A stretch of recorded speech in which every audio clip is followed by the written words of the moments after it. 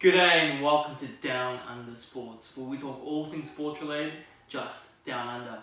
I'm your host, Christopher Spreezy, and I'm joined by my NBA companion, Stelios. Thanks for having me again, Chris. Good to have you back, mate. It's been a while. It's been a while. You've been a very busy man. I have indeed, but up in Brisbane, the Australian Open, in the Tsitsipas camp. Unfortunately, Stefanos got defeated yesterday by Raonic, but I'm already looking forward to It's a big season ahead. Oz Open 2021. These things happen in sport. You win some, you lose some. No, exactly right. And you move on to the next one. How about you, mate? Did you have a good holiday season? Very good. Yeah, it was good. Good break, and happy to get back into it. You ready to push hard this season and make that push? It's always the go. That's great. Let's get into it, shall we? And where else to start? But the big news, the big return, the anticipated debut for Zion Williamson. Give me your initial thoughts. So, I was actually watching the game. Mm-hmm. First 3 quarters. It was a flop. Not much. He didn't really show much those first 3 quarters. Yeah. Understandably though, like his first game back since the pre-season. Always, I did expect to take it a little bit of time for him to get back into it. Yep. And then, bang! Explosion! Wow. 17 points in 3 minutes. 17 straight points, right? Yes, straight points in 3 minutes. He hit 4 out of 4 3-pointers. He wasn't known for having an outside range 3-point perimeter game. Yep. Couple of nice layups, a few rebounds. Pelicans were down, I think, by 10 points. And they made a run. Last quarter. Yep. They were up by a point. And then it was taken off. What are your thoughts about that? Should he have stayed on? I know he's on a minutes restriction with his knee and whatnot, but the crowd all the momentum. The crowd's going crazy. The crowd were yelling out, "We want Zion! We want Zion! Bring him back!" To be honest, I'm probably more from the. You'd love to see him finish the game. He had the momentum. He could have gone on and scored 30 points in that last quarter and completely taken the game from them, being that hero the win. Yep. In his first game, fairy tale stuff. But it's a long-term approach with Zion. It is long, and they have to take things slow. They've got to take things cautiously, and like you said, they've got to take a slow approach. Like, it's good in a way that they had a plan, and they stuck to it. They said he only played 18 minutes. Going into the game, they had that minutes restriction. He was only going to play 18 minutes. Yes, regardless of the score. Regardless of how he was playing or anything like that. And the fact that they stuck to that, they didn't fall into the pit or the pressure of the crowd and expectation, like you said, and everyone wanting him to keep playing. They did the right thing. They pulled the reins. Yes, they didn't let him. They're looking for the future because it's very, he's so young and he's the star for the franchise. He's going to be a star of the NBA for the next 15, for the next decade, 15 and years, and more potentially. Yeah. So I can see where they're coming from in that regard, but also it would have been nice to see his first game. Stay on maybe a minute or two. See if they can get the fairy win. tale. If they'd gotten the win with him being the man and taking it all and doing it all for the Pelicans, that would have been an incredible story. It would have. But I can see where they're coming from. Yeah, no, 100%. And then his second game, another solid performance. I think he was 15 points, 7 rebounds, around 20 minutes. And a massive block that went to the 5th row in the stands. Did you see that? I saw that. It was monster block. Huge. Monster. The guy's a truck. Oh. I mean, you just see him and he's like a brute. He's one of the heaviest, biggest in the NBA already. But he's got the elevation. He's got the spring. He's on a trampoline. Yeah. It's ridiculous. You just don't see that every day. I mean, I remember LeBron, 15, 16, 17 years ago when he first came to the league, I go, how could someone so tall and so big be so fast? And it's the same as Zion, isn't it? Yeah, no, he's very, very gifted.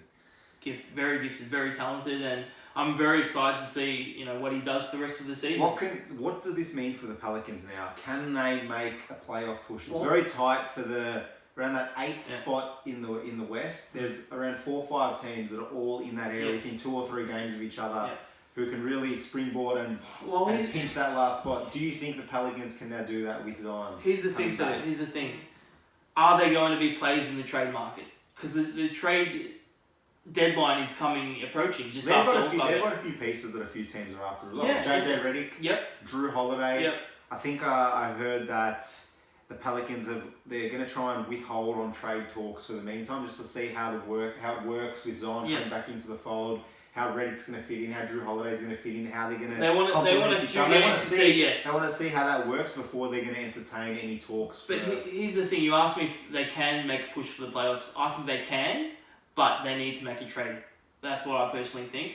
We'll see 5 or 6, 7 games, 10 games, see how they are, but I think eventually they will make a big trade. With who? I'm not too sure yet, but it could be Drew Holiday. But that's going to make them worse, wouldn't you think, if they're trading away Drew Holiday? In the short term? Yeah, in the short term, yes, but in the long term, will it... So for this year, you're not expecting them to make the playoffs? I don't think they'll make the playoffs this season.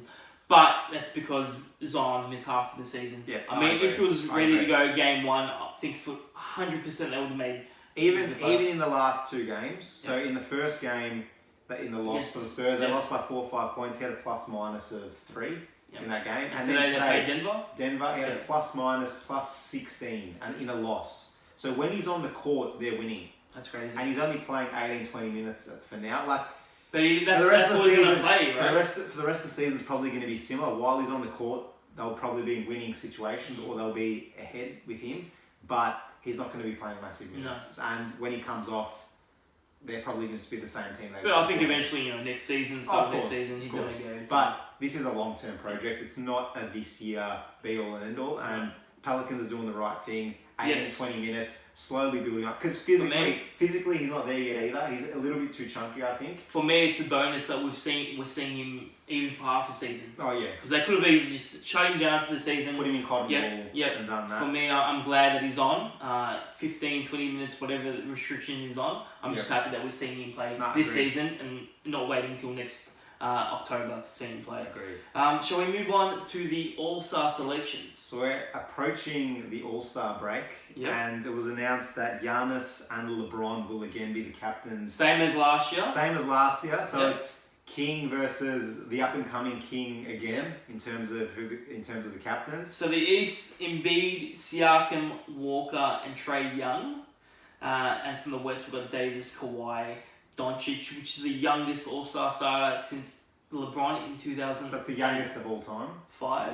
Or just since LeBron. Since LeBron, and we've got James Harden to get the. Is there anyone who you think could have replaced any one of these players who's currently in it? So I think from the West, I think Davis, Kawhi, Doncic, Harden. I think that covers in terms of starters. In terms of the East, so Trae Young. He's having a great season. He's having an incredible individual season. To be a starter, I'm not sure.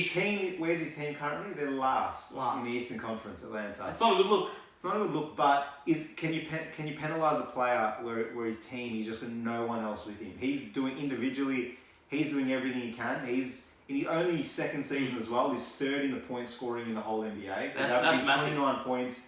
I'm not saying he doesn't deserve it. I'm not saying he doesn't deserve it. Yeah, I know. I'm just saying from can you penalise a guy if his team's that bad? Well, you can't. But there was who else would you put in his place? Well, they need help. Atlanta needs help. And a few weeks ago, there was talks about a trade with Andre Drummond. That never happened. But he can't do much. I mean, from the All-Star perspective, who would you put instead of Trae Young? Would you put maybe a Jimmy Butler? Would you put maybe Kyrie Irving, even though he hasn't played half the season? And to be honest, I don't think he's having that great a season anyway. Well, good point. Great. With Brooklyn, he's not when he's on the court for Brooklyn, they're not actually a better team this year. You mentioned Jimmy Butler. Because the Heat are doing fantastic, aren't they? Yeah. Would I have put him in front instead of Young? Yes, I would have. But at the end of the day, it is a popularity contest. I got there in the end, and he's got more votes than Jimmy, but Jimmy will be an All-Star. He will be. From the coaches and the players which have their vote. So now let's do a bit of a mock draft. Okay. Do a mock draft. So since I'm wearing I'll be LeBron. I'll be Giannis for now, the Greek freak. I'll be LeBron. And okay, so I think LeBron will get first pick because he's got most votes. So if that's the case, who would you pick first? I've got Anthony Davis.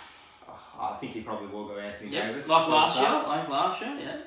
If I'm Giannis, I'd probably take Doncic first up. Okay. My second pick will be James Harden. I'll take Kawhi. Okay. I'll take Embiid. I'll take Siakam. I'll take Trae Young. And I've got Kemba Walker. Right. So let's put them together. So Team Giannis is Giannis, Luka Doncic, Kawhi Leonard, Pascal Siakam, and Kemba Walker. Mm-hmm. It's not a bad team. Oh, that's a great team. But that won't be my LeBron and team. LeBron. We just mentioned it. Davis, Harden, Young, and Embiid.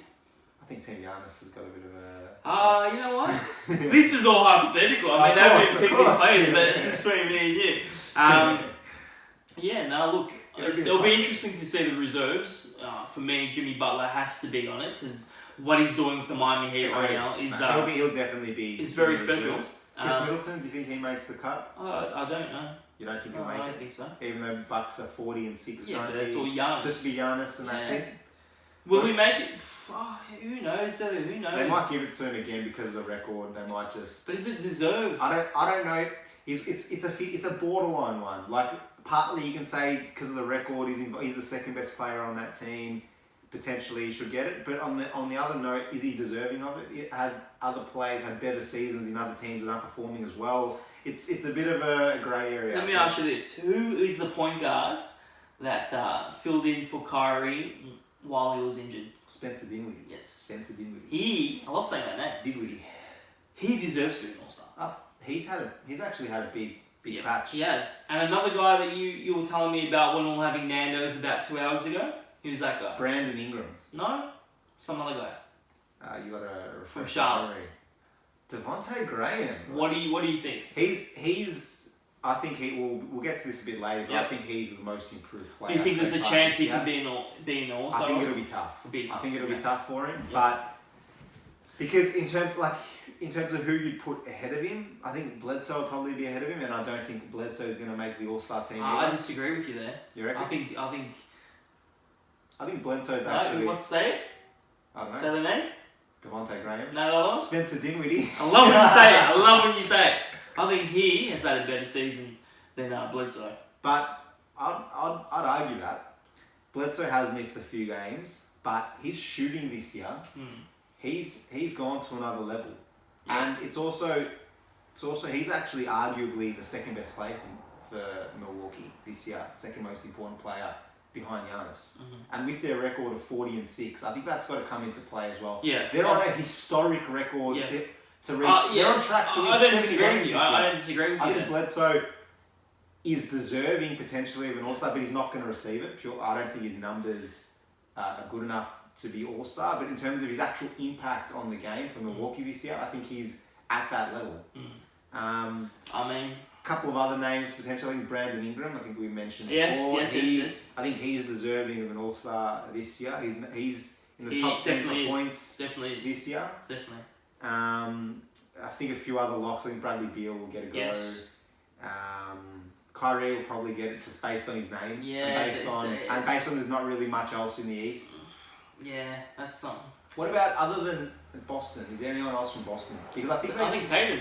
Why not? Tatum get it this year? Yeah. He's more deserving than Kyrie. I feel like a lot of them take it away from each other because I think they're all similar in the sense that Hayward, Brown, and Tatum, they're all on that similar level. It's hard to sort of differentiate between them. So anyone else that sort of sticks out that has to be a... For me, there's... Lillard, he'll be... Yeah, Lillard will be there. Look, it would be nice to see Carmelo there, but it's not going to happen. But for sentimental reasons... What about in the votes? How the people had Taco Fall, I know. Alex Caruso... Do you reckon they'll end up making it? That's something that needs to stop right there. But, I'm full credit to them having great seasons, but... All-Stars, I'm not too sure. I think Taco Fall's played a total of like 3 or 4 minutes. And scored a total of 6 points? At his per 36 minutes, he's on historic levels. 100%. 100%. But yeah, once the reserves do get announced, me and Stelios will break that down for you guys. Let's go to the mid-season awards. We've reached the mid-season point, just over the mid-season point. So it's only fitting that we'll look back on our early season predictions from before the season started. And see how those are tracking, if we're going to amend those, and what we think is going to happen going forward. Okay, so who is your MVP midway through the 2019-20 season? For me, nothing has changed. It still is Giannis Antetokounmpo's to lose. At the start of the season, I based that I thought that Giannis would be MVP based on that Milwaukee would get 65 wins. That's what I thought at the start of the year. That he would go to, I think, 30 points, 14 rebounds, 5 assists, and he's pretty much tracking that. And the team's on pace to win 70 points. The team's on track to win 70 games this year. And I know that there are other players who are having incredible seasons as well. Luka Doncic, second year, having an unbelievable season. Almost he's going to finish the top 3. 30, 10, 10 he's almost averaging this year, which is ridiculous. Second year for a second year guy. LeBron James again, he's having an amazing season. Yep.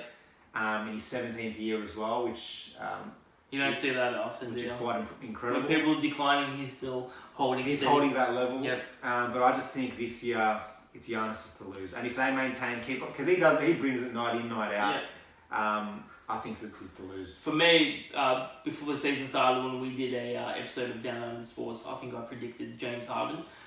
Him and Russ haven't really clicked as I kind of expected, but I thought Harden will still be putting up 40 and 10 and ridiculous numbers. He has, but he hasn't done that on the most consistent base like he did last season and the season prior. So my pick for the MVP halfway through the season is definitely Giannis. So we both agree there. So Rookie of the year. Rookie of the year. I remember my prediction was Ja. Nothing's changed. He's a superstar in the making. He's an highlight reel in itself. Just dunking on everyone. On Baines, that's going to make top 5 for this year. 100%. And he's still so young, and his upside is tremendous. Incredible. Zion's missed half the season. I don't see him. I see him having a great, finish to the season, but he can't. He's missed half the season. He's missed. Yeah, he's already. He's too much to go back. Yeah. Yeah. So I'm sticking with my prediction for Ja Morant as the Rookie of the Year. So going into the season, I went with Zion, I went with the hype, and I wouldn't change anything. Had Zion been fit start of the year, I'd still have that. Yep.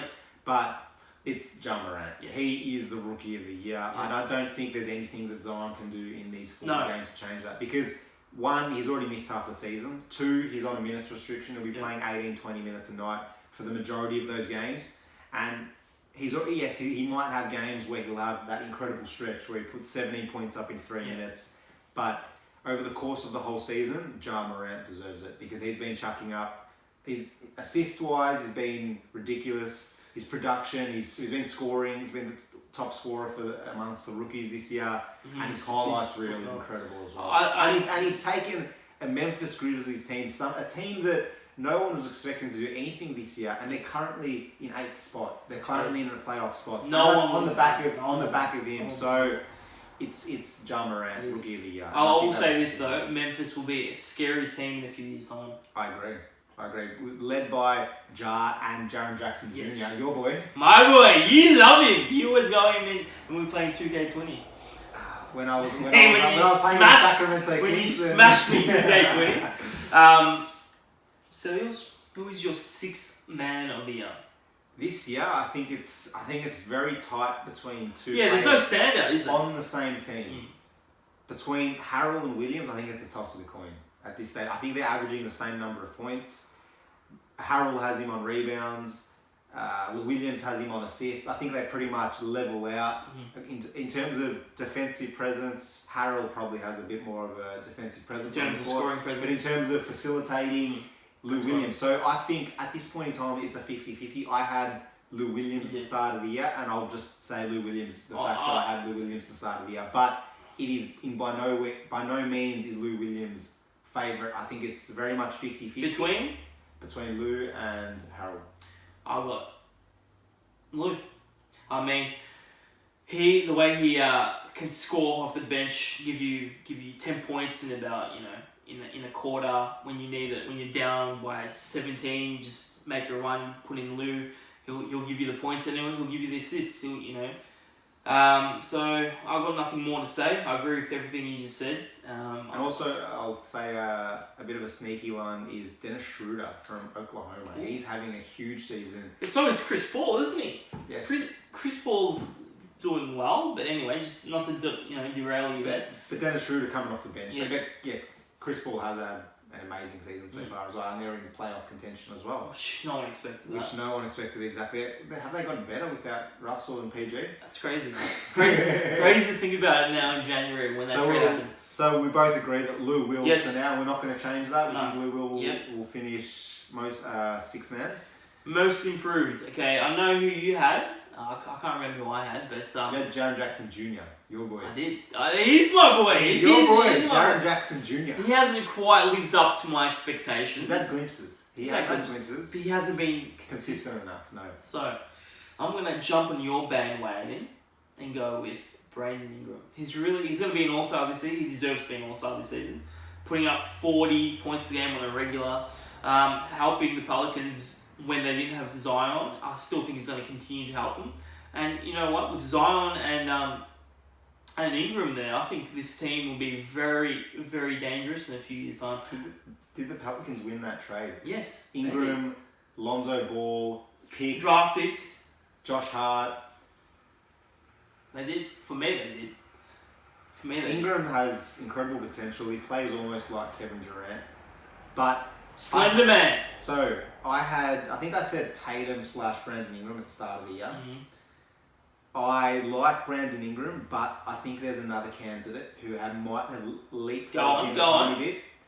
You mentioned him before, Devontae Graham. Oh yes. So last year, Devontae Graham was coming off the bench playing 15 minutes a night, but was averaging 4 points, 1 rebound, and 2 assists. And this season, he's averaging 19 points, 4 rebounds, and 8 assists. Banging here, mate. Which is an incredible increase from year to year. I know that he was coming off the bench playing 15 minutes last year. This year, I think he's a starter now. He's averaging up 30 to 35 minutes. That's a massive jump, isn't it? It's a big jump in production. So I think it's between those two. I think it's going to be very tight. But I'd say Devontae and you can also argue potentially Luka Doncic rising from I know that he was rookie of the year last year and that he was already a superstar. But he's elevated his game so much. He has elevated his game a lot, but I think he's third at this stage. I think it's between Brandon and Devontae. I got Brandon, you got Devontae there. And the final one, Defensive Player of the Year. So at the start of the year, I had Giannis. And MVP and defensive. I had him for MVP and defensive. And look, Davis has had a huge year this year defensively. He's averaging, I think, over 2 blocks a game. Yep. Lakers defensively have been very solid. Mm-hmm. Gobert, again, for Utah. Everything revolves around him, around the rim, his rim protection. I'm just going to stick with Giannis for now. The fact that Milwaukee's defense all revolves around him. I think they've got the best defensive record. He's got one of the best defensive stats again. I think between Davis, Giannis, and Gobert, it's going to be very tight. I'm just going to stick with Giannis. I'm going to go with Rudy Gobert. I don't dispute that. He's been huge. Yeah, anything down low, he's just going to squat it away, and he's just that defensive anchor down low. Yeah. He doesn't have the offensive set that Giannis has, but he just focuses primarily. But this is a defensive award, so it's got nothing to do with offensive production. Agreed. But yeah, he's my pick. I just think he's an anchor down low, and I wouldn't want to drive that lane with him standing there. No way. With that big bang. Big rejection. I saw him at the French Open a few years ago, actually. I was just, who is this guy? And I turned around. Did he tower up over the roof? Oh, heck yes. Big boy, You wouldn't want to be sitting behind him. He's not like Zion tank, like... But just you don't want to be sitting behind him. No. That's for sure. You won't get a good view. At the tennis? No. You don't. You're just going to be like this the whole time. So, I think that's about wraps it up for this episode. First episode of 2020 and the new decade. Thanks for coming on the show. It was very fun. It was good to look at our early season predictions, see how we've been faring. I think we've actually been fairly alright in terms so far. A lot of things can change in this second half of the season. Yes. And we're eagerly awaiting what's going to happen. I think a few big trades will happen within the in the next coming weeks. And we'll wrap that up. We will definitely, and we'll do the All-Star reserves whenever they are announced. Yes. Where can people find you? We'll put our details in the bio below. Guys, if you like this video, please give it a thumbs up, and we'll see you all next week. Have a great week.